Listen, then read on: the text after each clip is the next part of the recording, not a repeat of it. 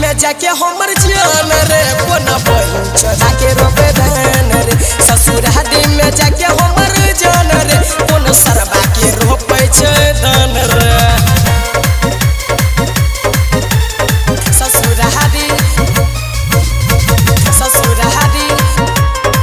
ससुरारी में जाके हमर जान रे ससुरारी में जाके हमर जान रे कोना सरबा के रोपे छै धान रे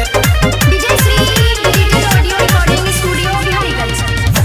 नई हर में कहियो ना छौड़ी काम कैल के मन से गेलै जब पियाबा संग त फैन के जाय छै जान में हमरा नहीं देखल गेलौ रे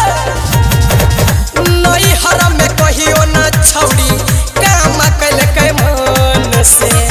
गेलै जब दुल्हा संग त फैन के जाय छै जान में दिन भर करै छै काम ओकरा मिलै नहीं देह में आराम रे ससुरारी में जाके हमर जान रे कोन बहिन चढ़ा के रोपे धान रे ससुरारी में जाके हमर जान रे कोन सरबा के रोपे छै धान रे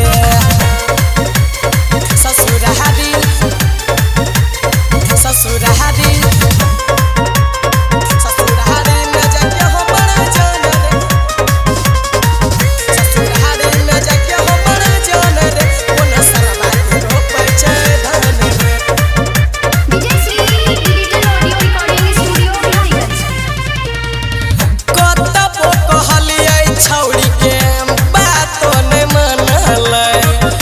बात में सूरज मिथुन माँ के पहचानलै हवा देखी कतबो कहलियै छौड़ी के बातो नहीं मनलै बात में सूरज मिथुन माँ के पहचानलै राइटर विशेष जूनियर बनसी के निकलै छौ परान रे ससुरारी में जाके हमर जान रे कोना बहिन चढ़ा के रोपे धान रे